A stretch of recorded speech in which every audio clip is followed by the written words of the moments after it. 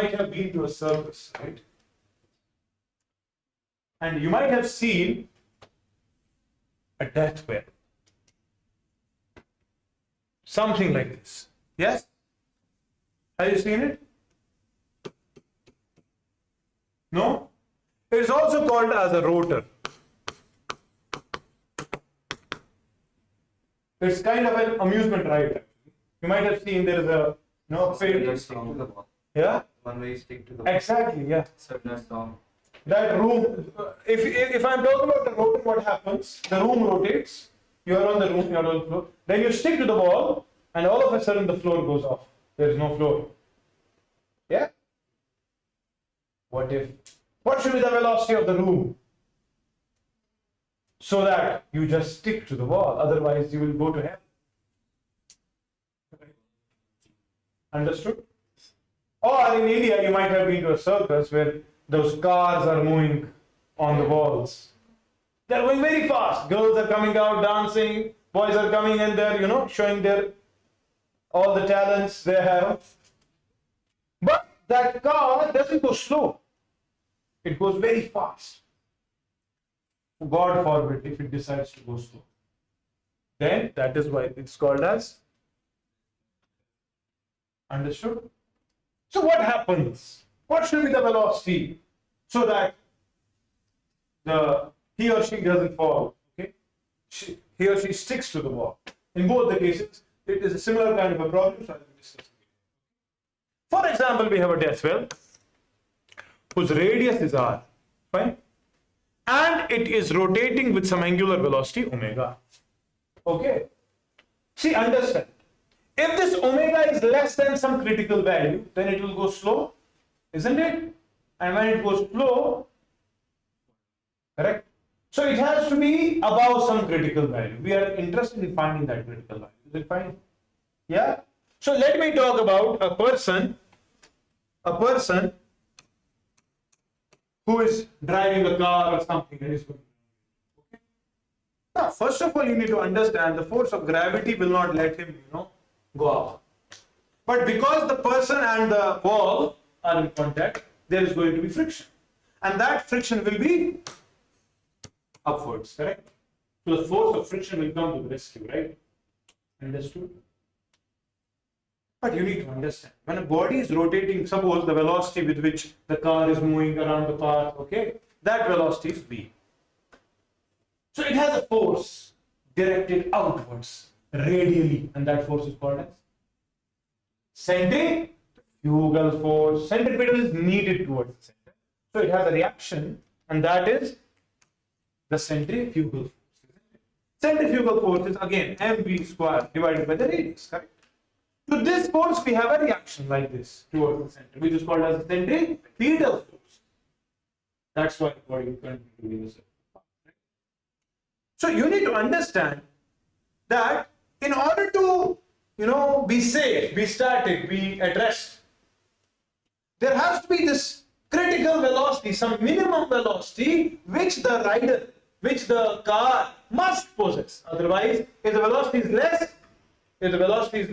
the normal reaction will be less, and when normal reaction reduces, force of friction will reduce. When force of friction reduces, mg will dominate, and the body will come down, and hence death. Is it fine? Are you able to understand what I am saying?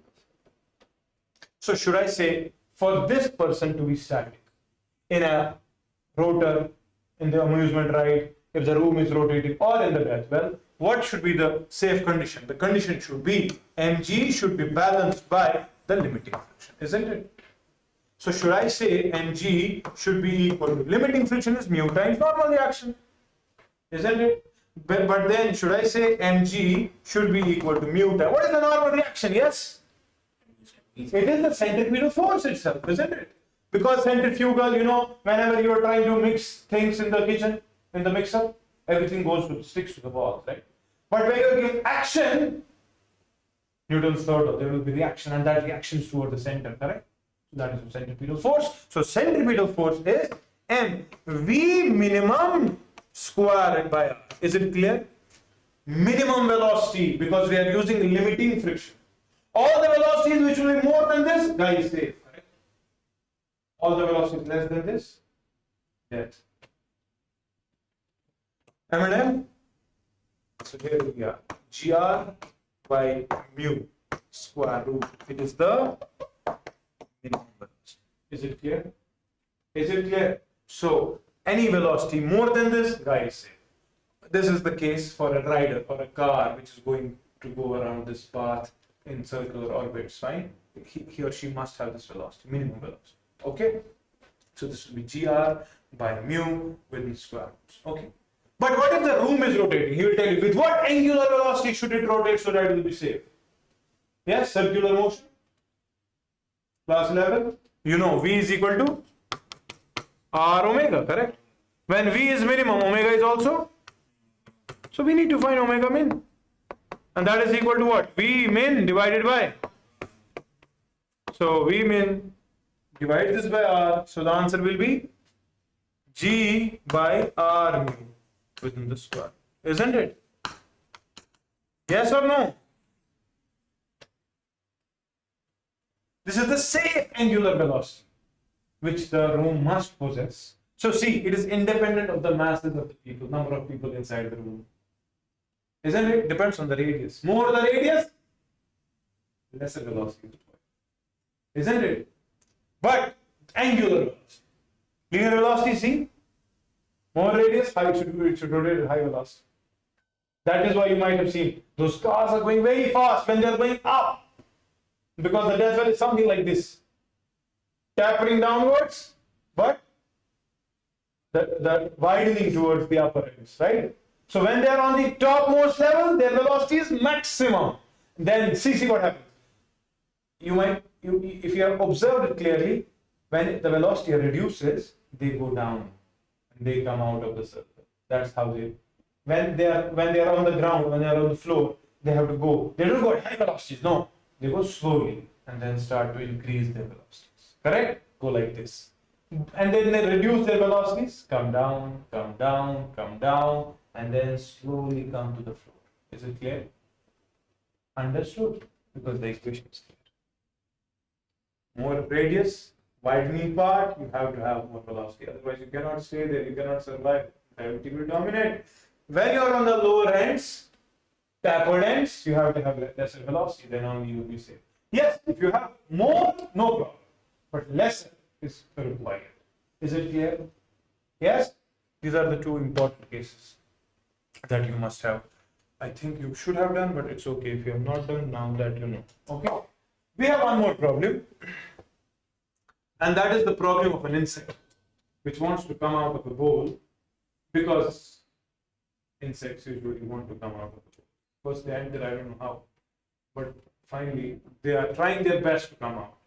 In your kitchen, you might have noticed cockroaches all the way, everywhere, in your bowls, etc.